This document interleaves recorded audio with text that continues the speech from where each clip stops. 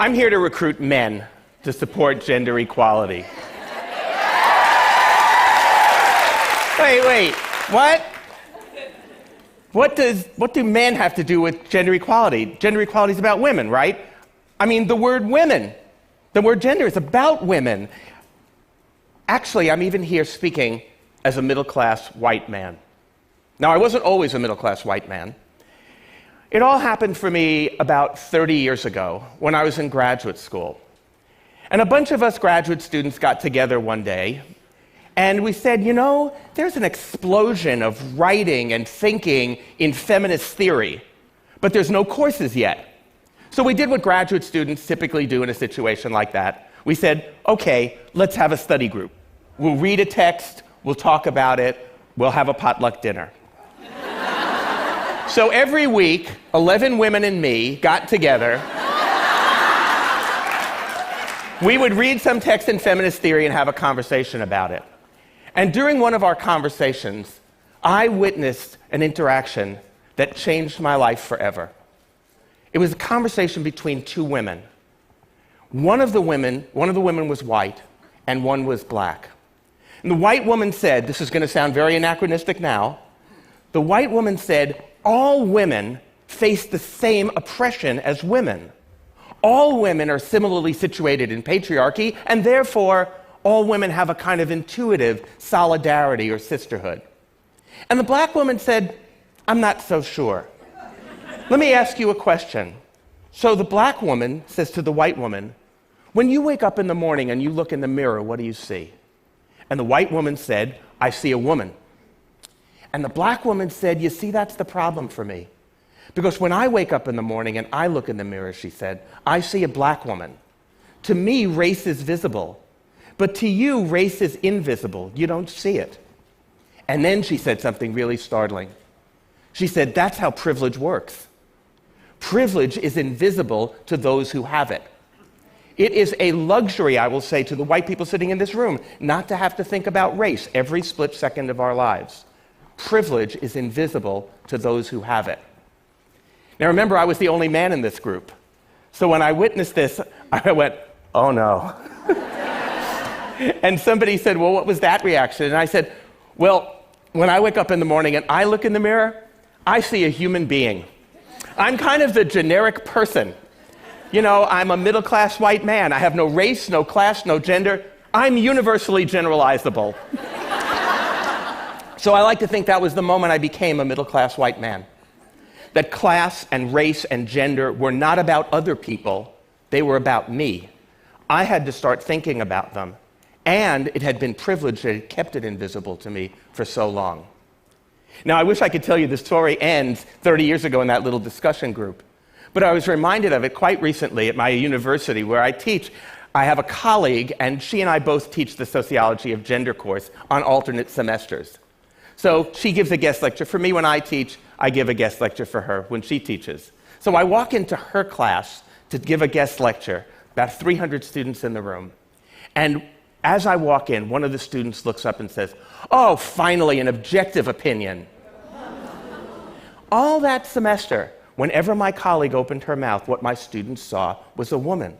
I mean, if you were to say to my students, there is structural inequality based on gender in the United States, they'd say, well, of course you'd say that. You're a woman. You're biased.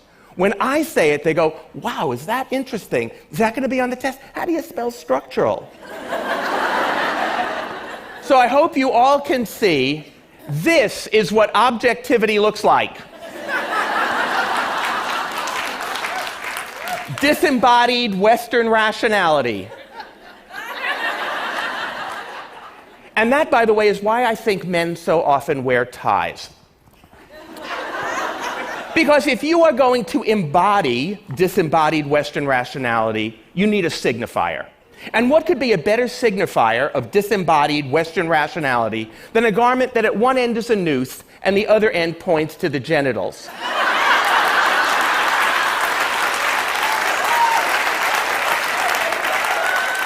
That is mind-body dualism right there. So, making gender visible to men is the first step to engaging men to support gender equality.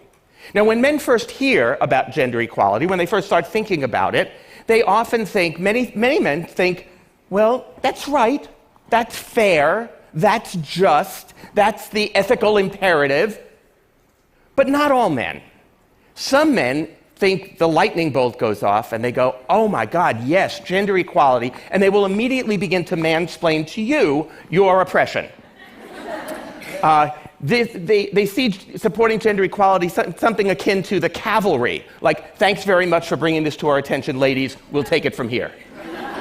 This results in a syndrome that I like to call premature self-congratulation. There's another group, though, that actively resists gender equality, that sees gender equality as something that is detrimental to men. I was on a TV talk show opposite 4 white men. This is the beginning of the book I wrote, Angry White Men. These were 4 angry white men who believed that they, white men in America, were the victims of reverse discrimination in the workplace. And they all told stories about how they were qualified for jobs, qualified for promotions. They didn't get them. They were really angry. And the reason I'm telling you this is I want you to hear the title of this particular show. It was a quote from one of the men. And the quote was, "A black woman stole my job." And they all told their stories, qualified for jobs, qualified for promotions, didn't get it, really angry. And then it was my turn to speak. And I said, I have just one question for you guys. And it's about the title of the show. A black woman stole my job. Actually, it's about one word in the title. I want to know about the word my. Where did you get the idea it was your job? Why isn't the title of the show A Black Woman Got the Job or A Black Woman Got a Job? Because without confronting men's sense of entitlement, I don't think we'll ever understand why so many men resist gender equality.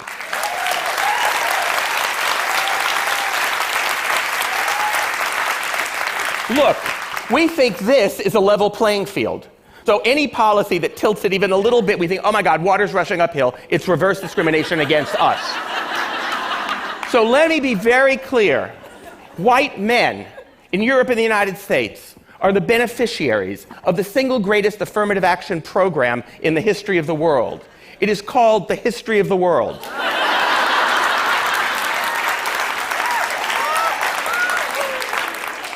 So, now I've established some of the obstacles to engaging men, but why should we support gender equality? Of course, it's fair, it's right, and it's just. But more than that, gender equality is also in our interest as men. If you listen to what men say about what they want in their lives, gender equality is actually a way for us to get the lives we want to live. Gender equality is good for countries. It turns out, according to most studies, it turns out that those countries that are the most gender equal are also the countries that score highest on the happiness scale. And that's not just because they're all in Europe. Even within Europe, those countries that are more gender equal also have the highest levels of happiness. It is also good for companies. Research by Catalyst and others has shown conclusively that the more gender equal companies are, the better it is for workers, the happier their labor force is. They have lower job turnover, they have lower levels of attrition, they have an easier time recruiting, they have higher rates of retention, higher job satisfaction, higher rates of productivity. So the question that I'm often asked in companies is, boy, this gender equality thing, that's really going to be expensive, huh? And I say, oh no. In fact, what you have to start calculating is how much gender inequality is already costing you. It is extremely expensive. So it is good for business. And the other thing is, it's good for men. It is good for the kind of lives we want to live. Because young men, especially, have changed enormously. And they want to have lives that are animated by terrific relationships with their children. They expect their partners, their spouses, their wives to work outside the home and be just as committed to their careers as they are. I was talking, give you an illustration of this change. Some of you may remember this. When I was a lot younger, I remember there was a riddle that was posed to us. And some of you may wince to remember this riddle. This riddle went something like this. A man and his son are driving on the freeway, and they're in a terrible accident, and the father is killed. And the son is brought to the hospital emergency room. And as they're bringing the son into the hospital emergency room attending physician sees the boy and says, "Oh, I can't treat him. That's my son." How is this possible? We were flummoxed by this. We could not figure this out. Well, I decided to do a little experiment with my 16-year-old son. He had a bunch of his friends hanging out at the house watching a game on TV recently. So I decided I would pose this riddle to them just to gauge the level of change. Well, 16-year-old boys, they immediately turned to me that it's his mom, right? No problem, just like that. Except for my son who said, well, he could have two dads.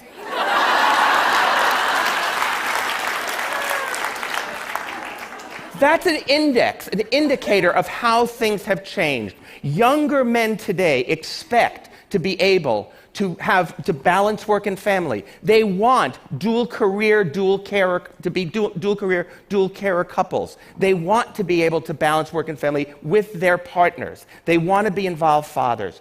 Now, it turns out that the more egalitarian our relationships, the happier both partners are. Data from psychologists and sociologists are quite persuasive here. I think we have the persuasive numbers, the data, to prove to men that gender equality is not a zero-sum game, but a win-win. Here's what the data show. Now, when men begin the process of engaging with balancing work and family, we often have two phrases that we use to describe what we do. We pitch in and we help out. And I'm going to propose something a little bit more radical. One word: share. Because here's what the data show. When men share housework and childcare, their children do better in school. Their children have lower rates of absenteeism, higher rates of achievement. They are less likely to be diagnosed with ADHD. They are less likely to see a child psychiatrist. They are less likely to be put on medication. So when men share housework and childcare, their children are happier and healthier. And men want this. When men share housework and childcare, their wives are happier. Well, duh. Not only that, their wives are healthier. Their wives are less likely to see a therapist, less likely to be diagnosed with depression, less likely to be put on medication, more likely to go to the gym. Report higher levels of marital satisfaction. So when men share housework and childcare, their wives are happier and healthier. And men certainly want this as well. When men share housework and childcare, the men are healthier. They smoke less, drink less, take recreational drugs less often. They are less likely to go to the ER, but more likely to go to a doctor for routine screenings. They are less likely to see a therapist, less likely to be diagnosed with depression, less likely to be taking prescription medication. So when men share housework and childcare, the men are happier and healthier. And who wouldn't want that? And finally, when men share housework and childcare, they have more sex. Now, of these four fascinating findings, which one do you think Men's Health magazine put on its cover? Housework makes her horny. Not when she does it. Now, I will say, just to remind the men in the audience, these data were collected over a really long period of time, so I don't want listeners to say, okay, I think I'll do the dishes tonight. These data were collected over a really long period of time. But I think it shows something important. That when Men's Health magazine put it on their cover, they also called it, you'll love this, shore play. So, what we found is something really important.